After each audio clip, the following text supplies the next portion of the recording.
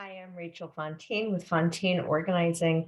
I want to talk to you a little bit about the struggle that many parents have with getting their kids organized.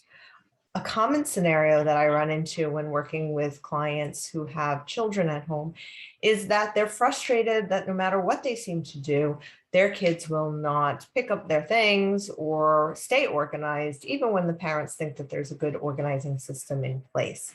So there are usually three reasons why parents are struggling with their kids and their disorganization. The first reason, which is the most infrequent reason that I see, but is still a possibility, is that the kids, this is particularly the case with teenagers, are just being defiant. So for whatever reason, there's a problem in the relationship and the kids are refusing just for the sake of refusing or because of some other systemic problem. So in this case, there's really not much that an organizer can do for the client. And I strongly suggest that they seek family therapy to help with the problems.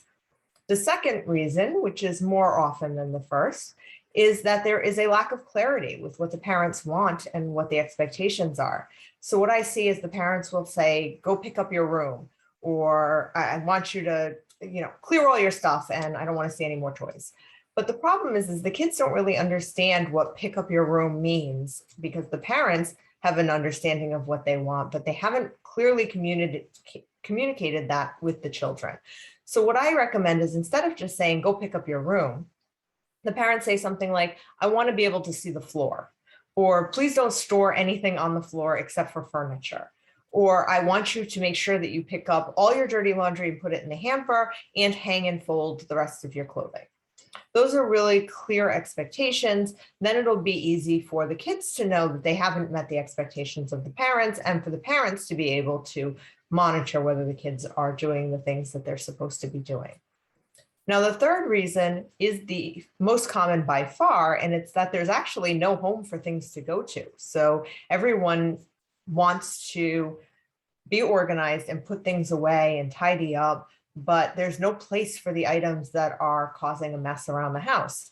So in this case, it's really going to be more of a challenge, and I'd recommend the whole family get involved with this process.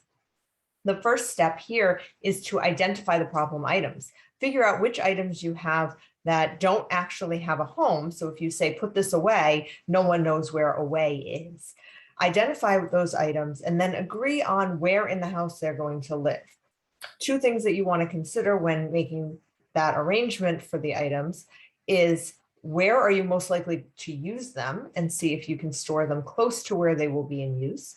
And second, will it actually fit in the space that you want it to go in? Because if you have, for instance, a whole bunch of shoes by the front entry and you have a small basket and you want a home for the shoes to be the basket, but nobody's shoes will fit in the basket, then that's not an appropriate home, even though you can put it close to where you're going to use it. And then the final step is to negotiate who is going to put things away, when they're going to put them away, and how they're going to put them away, in which storage containers. And that really should be decided on as a team so that everyone's in agreement, or at least everyone has a clear understanding of what the process is going to be and what the expectations are going to be. Now, finally, after all of that, it's important to model good behavior. And this is where I recommend a family tidy up time, where the entire family gets involved in tidying up so the kids don't feel like it's all on them and the parents don't feel like it's all on them. And it can be a lot more fun and engaging if everyone's involved at the same time. So I'm wondering how you would institute organization for your kids in your family. Which one of the three most common issues are you dealing with? And how do you think that you can solve them through the steps that I outlined? And of course, if you're still struggling after you've tried this on your own, it's always a good idea to check out a local professional organizer who you can find on napo.net, napo.net. I'm Rachel Fontaine with Fontaine Organizing. If you found this video helpful, please like the video and subscribe to the channel. Thanks.